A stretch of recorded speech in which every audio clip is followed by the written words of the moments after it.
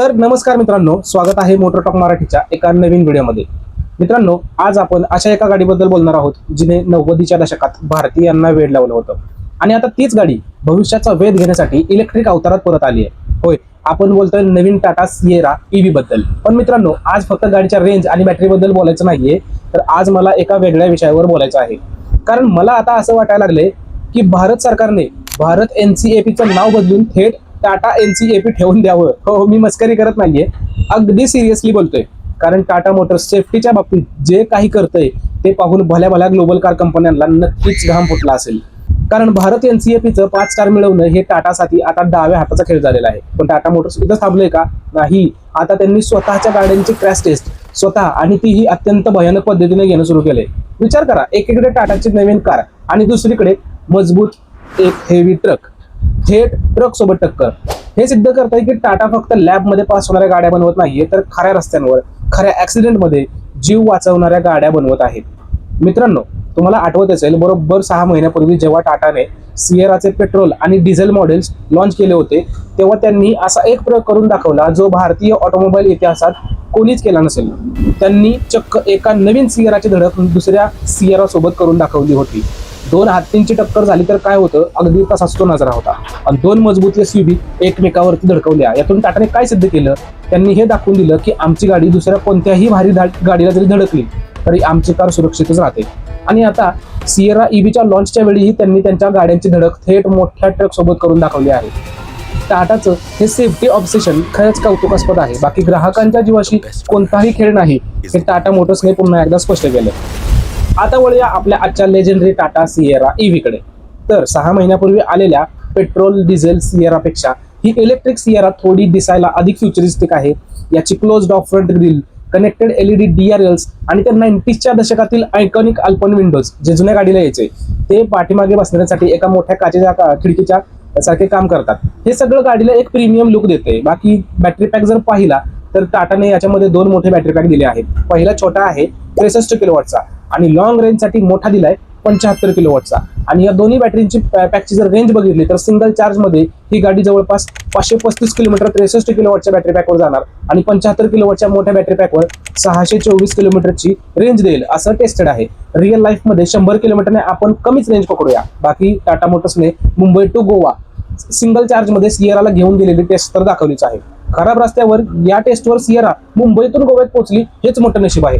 कारण या गाडीचा पॉवर आणि टॉर्क बघितला तर इलेक्ट्रिक असल्यामुळे इन्स्टंट पिकअप मिळतो। गाडी अगदी सेकंदात वेग घेते आणि 0 to 100 फक्त 5.8 सेकंद मध्ये पोहोचते। आणि हो, फीचर्स काय कमी नाहीयेत, तर टाटा मोटर्सने याच्यामध्ये level 2 ADAS, 360 degree camera, ventilated seats आणि ऑल व्हील ड्राईव्ह सोबत पॅनोरामिक सनरूफ देखील दिलंय। हो, सनरूफ पण दिलेलं आहे। आता येऊया सर्वात महत्त्वाच्या प्रश्नावर, सिएरा कोणती घ्यावी? कारण आता बाजारात सिएरा पेट्रोल पण आहे, डिझेल पण आहे आणि नवीन लॉन्च झालेली इलेक्ट्रिक पण आहे। मग आता सिएरा नक्की कुठली घ्यायची हेच तुम्हाला थोडंसं इस्काटून आणि ऑन रोड किमतीमध्ये सांगतो। बघा, आता पेट्रोल घ्यायचे असेल तर याच्यामध्ये आपल्याला 2 इंजिन ऑफर केलेले आहेत। पहिला तर आहे 1.5 लिटर नॅचरली ॲस्पिरेटेड पेट्रोल इंजिन, दुसरा आहे 1.5 लिटरचाच टर्बो पेट्रोल इंजिन। मग जर पेट्रोलचं मिड व्हेरियंट आपण ॲडव्हेंचर प्लस घ्यायचं झालं तर ते आपल्याला ऑन रोड जवळपास 18,99,000 वरती जाणार, जे नॅचरली ॲस्पिरेटेड पेट्रोल इंजिन असणार। आणि जर आपल्याला टर्बो पेट्रोल पाहिजे असेल तर ऑटोमॅटिक गिअरबॉक्स सोबतच ते भेटणार। आणि त्याची ऑन रोड किंमत जर बघितली तर याच ॲडव्हेंचर प्लस टर्बो पेट्रोलची किंमत जवळपास 21,32,000 रुपये एवढी मोजावी लागू शकते। पेट्रोलमध्ये मॅन्युअल पाहिजे की ऑटोमॅटिक, आता तुम्ही त्या किमतीवरून बघू शकता। बरं, आता डिझेल करणाऱ्यांना देखील सिएरा डिझेलमध्ये घ्यायची असेल तर 1.5 litre turbo diesel adventure plus हे मॅन्युअल व्हेरियंट 20,73,000 रुपयाला ऑन रोड जाणार आणि ऑटोमॅटिक मध्ये हेच व्हेरियंट 22,27,000 रुपयामध्ये भेटेल। म्हणजे थोडक्यात सांगायचं झालं तर सिएराचं पेट्रोल व्हेरियंट 13,74,000 रुपयापासून 24,42,000 रुपयापर्यंत जाऊ शकते। आणि डिझेल सिएरा बेस पासून टॉप व्हेरियंट हे आपल्याला 15,75,000 रुपयापासून 25,29,000 रुपयामध्ये भेटू शकते। मग डिझेल घेऊ की पेट्रोल असा विचार करण्यासाठी एक सोपा उपाय सांगतो। बघा, मी सांगतो म्हणून नाही, तर तुमच्या वापरावरती डिपेंड आहे। समजा जर तुमचं रनिंग महिन्याला 1000 किलोमीटर असेल, तुम्हाला गाडी चालवताना शांतता, रिफाइनमेंट जर हवी असेल आणि तुमचं बजेट थोडंसं टाईट असेल तर पेट्रोल मॉडेल तुमच्यासाठी बेस्ट आहे। पण जर तुमचं रनिंग खूप जास्त आहे, म्हणजे महिन्याला साधारण 2000 किलोमीटर पेक्षा जास्त, आणि तुम्ही जर समजा सारख्या लांबच्या प्रवासाला किंवा हायवेवर जात असाल आणि तुम्हाला गाडीमध्ये जबरदस्त टॉर्क पाहिजे असेल तर मात्र डिझेल मॉडेल तुमच्यासाठी बेस्ट आहे। पण एक गोष्ट लक्षात ठेवा, डिझेल गाड्यांचे नियम सरकार कधीही कडक करू शकते. पण आता इथेनॉल पेट्रोलमध्ये टाकलंय तर डिझेलमध्ये पण आयसोब्युटॅनॉल टाकायचा विचार चाललाय. म्हणून पेट्रोल आणि डिझेल याच्यामध्ये कोणती घ्यायची याचा विचार करूनच खरेदी करा. बरं, आता पेट्रोल आणि डिझेलचं थोडंसं बाजूला ठेवूया आणि येऊया सिएराच्या इलेक्ट्रिक मॉडेलकडे. कारण सिएरा इलेक्ट्रिकमध्ये लॉन्च झालेली आहे. तर या सिएराला इलेक्ट्रिकमध्ये घेतलं तर फायद्यात पडेल का ते देखील बघूया. तर आता सगळ्यात आधी किंमत बघूया, म्हणजे पेट्रोल आणि डिझेल याच्यामध्ये किती फरक पडतोय. कारण यात आपल्याला 2 बॅटरी पॅक दिलेत, ते पण 9 व्हेरियंटमध्ये. मग मिड व्हेरियंट मोठ्या बॅटरी पॅकचेच बघू. इथं आपण घेऊ एम्पॉवर्ड 75 आणि याची ऑन रोड किंमत आणि रेंज बघूया.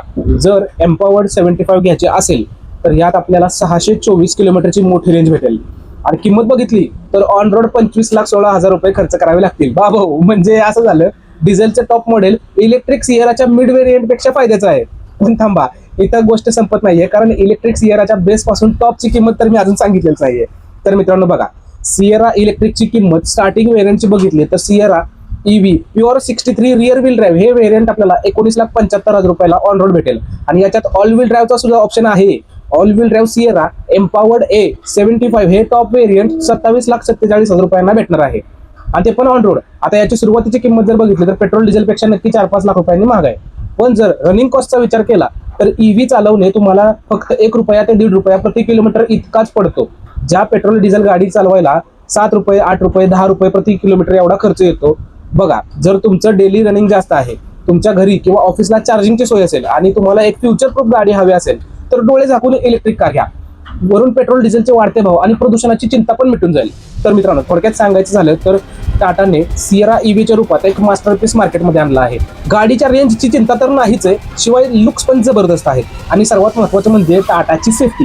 ज्या कंपन्या अजूनही कागदपत्रावरचे नियम पाळण्यात झगडत आहेत, तिथे टाटा थेट ट्रक सोबत गाड्या धडकून आपल्या गाडीचा बिल्ड क्वालिटीचा पुरावा देत आहेत.